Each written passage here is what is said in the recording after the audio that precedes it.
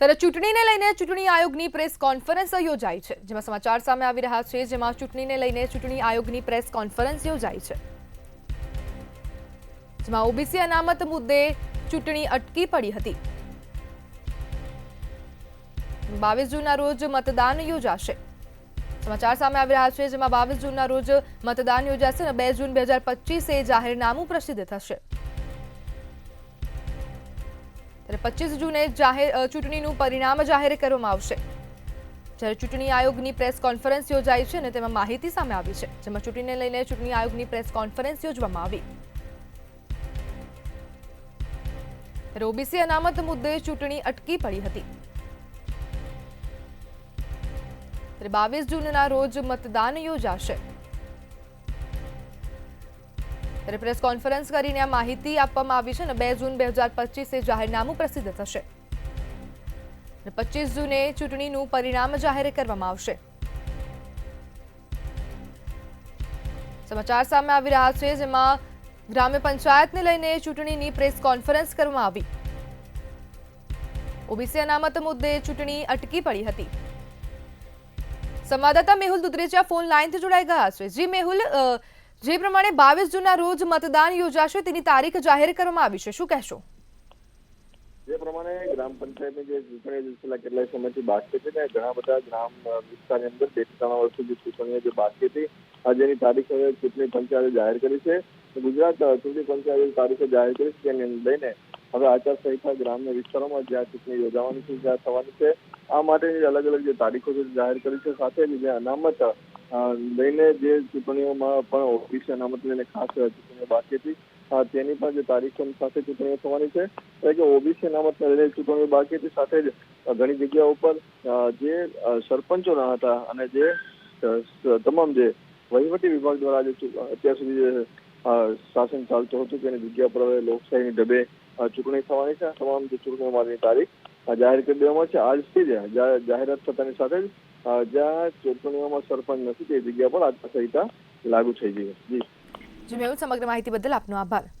તો 22 જૂનના રોજ ગ્રામ્ય પંચાયતની ચૂંટણી યોજાશે અને 2 જૂન 2025 જાહેરનામું પ્રસિદ્ધ થશે। જ્યારે ચૂંટણીનું પરિણામ 25 જૂને જાહેર કરવામાં આવશે। જ્યારે 9 જૂન ઉમેદવારી ફોર્મ ભરવાનો અંતિમ દિવસ હશે અને 11 જૂને ઉમેદવારી ફોર્મ પરત ખેંચવાનો અંતિમ દિવસ હશે। જ્યારે 8,326 બેઠકો પર ગ્રામ પંચાયતની ચૂંટણી યોજાશે, જેમાં ચૂંટણીને લઈને ચૂંટણી આયોગ એ પ્રેસ કોન્ફરન્સ કરીને આ માહિતી આપી છે અને ઓબીસી અનામત મુદ્દે ચૂંટણી અટકી પડી હતી। 22 જૂનના રોજ મતદાન થશે। 2 જૂન 2025 જાહેરનામું પ્રસિદ્ધ કરવામાં આવશે, જેમાં 25 જૂને જાહેર પરિણામ ચૂંટણીનું જાહેર કરવામાં આવશે। જેમાં 9 જૂને ઉમેદવારી ફોર્મ ભરવાનો અંતિમ દિવસ હશે અને 11 જૂને ઉમેદવારી ફોર્મ પરત ખેંચવાનો અંતિમ દિવસ હશે। જ્યારે 8,326 બેઠકો પર ગ્રામ્ય પંચાયતની ચૂંટણી યોજાશે। ત્યારે ઓબીસી અનામત મુદ્દે ચૂંટણી અટકી પડી હતી અને હવે તે ચૂંટણી 22 જૂનના રોજ યોજાશે। ત્યારે 2 જૂન 2025 જાહેરનામું પ્રસિદ્ધ કરવામાં આવશે।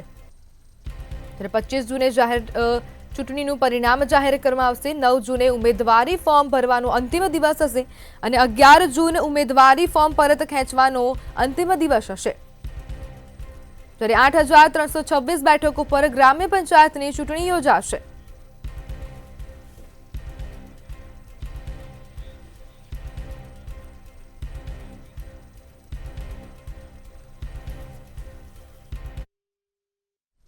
જેમાં 22 જૂનના રોજ મતદાન યોજવામાં આવશે। 2 જૂન 2025 જાહેરનામું પ્રસિદ્ધ થશે। થોડા ડિલે થયેલા છે જુદા જુદા કારણથી। ઓકે, હવે જે ઝવેરી કમિશનના ભલામણો બધા લઈને ફેબ્રુઆરીમાં મેં નગરપાલિકા ઇલેક્શન કર્યો, ત્યારે પંચાયતનો તૈયાર ન હતો। ત્યારે મને એક મિત્રે પૂછ્યો, પંચાયતનું પણ આટલા બધા ખાલી છે, 4,000 5,000 એમ ઇલેક્શન થતા નથી। ત્યારે જે રિઝર્વેશનનો મુદ્દો જો હતો ને 27%નો, એના અમલવારી હજુ ફાઇનલ થયો નથી જિલ્લા કક્ષાએ। ત્યાર પછી અમે આ પૂરું કરાવી દીધું ગયા મહિનામાં। ત્યાર પછી અમે આમાં શું છે, એક વખત રિઝર્વેશનનું પૂરું કરાવવું પડશે, ત્યાર પછી મતદાર યાદીને ફ્રીઝ કરવું પડશે। મતદાર યાદી ફ્રીઝ કરવા માટે પણ સમય લાગે। અમારા મતદાર યાદી અમારા રૂલ પ્રમાણે ભારત ચૂંટણી પંચના જે મતદાર યાદી છે એનું લઈને બેઝ તરીકે અમારા કરવાનું હોય છે। અમુક રાજ્યોમાં છે પોતાની રીતે કરતા હોય છે, એના માટે પણ આમાં સમય લાગે. અને તમારી પ્રશ્ન છે જૂન જે વરસાદની, હવે આ બધું કર્યા પછી અમે આવે છે. હવે પછી વરસાદની સિઝન પછી 3 માસ પછી જૂનમાં જનરલી 3rd વીક પછી અહીંયા વરસાદ આવે છે મોટા પાયે. તો દક્ષિણ ગુજરાતમાં તો અમુક પાકેટમાં વરસાદ આવે છે, પણ એ ધ્યાનમાં રાખેલા છે. એવું અગાઉ પણ ભૂતકાળમાં વરસાદ સિઝનમાં કરેલા છે. સર, સ્ટેટમાં ECIએ 2 એસેમ્બલી ઉપર પોલ જાહેર કર્યા છે. એ 19મી જૂનના રોજ પોલ થયો. એ 2 કોન્સ્ટિટ્યુન્સી છે, એક કડી છે અને એક વિસાવદર છે. આ બંને વિધાનસભા ક્ષેત્રોમાં જે ગ્રામ પંચાયતની ચૂંટણી પેન્ડિંગ હતી ત્યાં ઇલેક્શન કરાવવાના છે. કરાય છે, કરવાનું છે. તો એમાં કોઈ વૈધાનિક પ્રોબ્લેમ, કારણ કે તમે અમારા તારીખો બધા જુદા છે. નહીં, એક જ સેકન્ડ. કડી વિધાનસભા મતક્ષેત્રે અને વિસાવદર વિધાનસભા મતક્ષેત્રે એમાં એ જ વહીવટી તંત્ર કામ કરવાનું છે જે વહીવટી તંત્રે ECI માટે કામ કર્યું. એટલે ત્યાં આપનું પૂરું થઈ અને ગયું? એવી બે આ બંને કોન્સ્ટિટ્યુન્સી હેઠળની, મારા ફિગર જોઈ લો સેપરેટલી, આ બંને કોન્સ્ટિટ્યુન્સી હેઠળની કેટલી ગ્રામ પંચાયતો છે કે જ્યાં તમે ઇલેક્શન કરાવો એ આપજો તમે. હા, કુલ બેઠકો અને રેવન્યુ કમિશનના અમલ પછી અનામત બેઠકોમાંથી કેટલી આવી? કુલ બેઠકો કેટલી? એ બધા જિલ્લા કક્ષાએ માહિતી છે. અમે આપનું નહીં સમય લાગે, થોડા અત્યારે નહીં મળે, પછી મળશે. પ્રશ્ન આમનો વિવેકભાઈનો પ્રશ્ન છે વિસાવદર અને મહેસાણામાં કડીમાં 2 તાલુકામાં આજે કડીનું કોન્સ્ટિટ્યુન્સી આવે છે. એમાં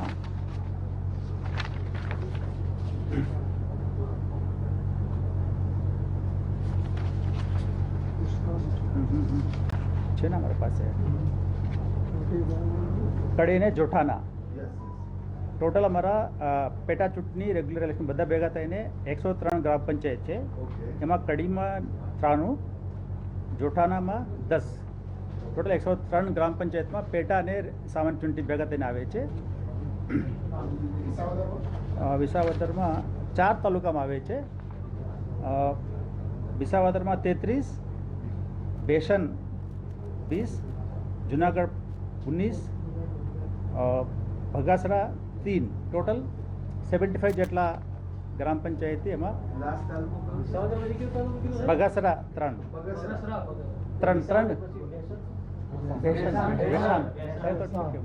સમજી લો, 3 ટોટલ 75. એમાં તારીખો જુદા છે, બધા કાઉન્ટિંગની તારીખ જુદા છે, બધા જુદા, ટીમ પણ જુદા છે. અમારા જે ઇલેક્શન છે ગ્રામ પંચાયતમાં ડિપ્ટી મામલતદાર રિટર્નિંગ ઓફિસર હોય છે. પછી આમાં એસેમ્બલીમાં આપ જાણો છો ડિપ્ટી કલેક્ટર જે પ્રાંત હોય એમાં હોય છે. ખાલી પ્રાંતનું જે 2 પ્રાંતમાં એમનું નોટિફિકેશન જે બહાર પાડવાનું હોય, જે 2 તારીખે કમિશનના જે વતી જે નોટિફિકેશન બહાર પડે છે એના કામગીરી એટલું છે. બાકી બધા હવે આખી જિલ્લા વિવેક 1 મિનિટ અગો ખડી વિસાવદરમાં એક જ પ્રાંત સાહેબ 2 ઇલેક્શન કન્ડક્ટ કરશે. જો ઇલેક્શન આરઓ કન્ડક્ટ કરે, પ્રાંત આરઓ છે. અહીંયા અમારા ઇલેક્શનમાં આરઓ ડિપ્ટી મામલતદાર છે. અને કડી સિવાય બાકી આખા મહેસાણા ટીમ છે, કલેક્ટર ડીઓને ડિસ્પોઝલમાં છે. જુનાગઢમાં પણ એવું છે. વિસાવદર સિવાય બાકી આખી એન્ટાયર ડિસ્ટ્રિક્ટ ટીમ એમની પાસે છે. અમે ત્યાં બંને પાસેથી ખાતરી પણ કરી લીધા છે કે કરી શકે છે, કરશે. છેલ્લો એક એડમિનિસ્ટ્રેટિવ સવાલ છે કે સ્ટેટમાં ઘણા આપણા additional election officers, additional RSC લેવલના એ જગ્યાઓ ખાલી છે સર. સરકાર પાસે જે જનરલી સભાંતરે કરાવી દઈએ. ચાર્જ બીજા ચાર્જ બતાવો હોય છે, વ્યવસ્થા હોય છે. પણ RSCનું જગ્યા છે એ સરકારનું છતાં છે. પછી વિવેક હા 30 છે.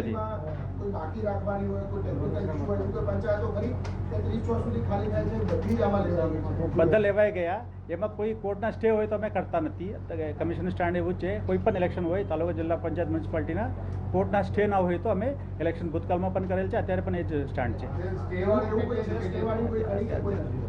લગભગ સ્ટે નથી. ચલો, થેન્ક યુ. જે આપનો તમને જે બ્રેકઅપ મધ્યસત્રે એ તુરંત મળી જશે, કલાકમાં મળી જશે. પછી તમે કીધું ને 12 વોર્ડવાળા થોડા ટાઈમ લાગે, વોર્ડ વાઇઝ અને અનામતની બેઠક એ પણ આપી દઈશું. અનામતની કેટલી हिंदी नहीं प्लीज। ત્યારે ચૂંટણીને લઈને ચૂંટણી આયોગે પ્રેસ કોન્ફરન્સ કરીને માહિતી આપી છે. 22 જૂનના રોજ મતદાન યોજાશે. 2 જૂન 2025 જાહેરનામું પ્રસિદ્ધ કરવામાં આવશે, જ્યારે 25 જૂને ચૂંટણીનું પરિણામ જાહેર થશે. 9 જૂને ઉમેદવારી ફોર્મ ભરવાનો અંતિમ દિવસ હશે, જ્યારે 11 જૂને ઉમેદવારી ફોર્મ પરત ખેંચવાનો અંતિમ દિવસ હશે. જ્યારે 8,326 બેઠકો પર આ ગ્રામ્ય પંચાયતની ચૂંટણી યોજાશે. બેલેટ પેપરથી ચૂંટણી યોજવામાં આવશે અને રાજ્યના 3,637 બેઠકો પર પેટા ચૂંટણી થશે. આજથી જે વિસ્તારમાં ચૂંટણી છે ત્યાં આચારસંહિતા લાગુ કરવામાં આવશે અને 5,115 સરપંચની ચૂંટણી યોજાઈ રહી છે. 16,500 બેઠકો પર મતદાન પ્રક્રિયા થશે. 1,03,00,000થી વધુ મતદારો મતદાન કરશે. તો સમાચાર સામે આવી રહ્યા છે, જેમાં ચૂંટણીને લઈને ચૂંટણી આયોગે પ્રેસ કોન્ફરન્સ કરીને જે ગ્રામ્ય પંચાયતની ચૂંટણી છે તેને લઈને માહિતી આપી છે. જેમાં ઓબીસી અનામત મુદ્દે ચૂંટણી અટકી પડી હતી, તે હવે 22 જૂનના રોજ યોજવામાં આવશે અને 2 જૂન 2025 જાહેરનામું પ્રસિદ્ધ કરવામાં આવશે.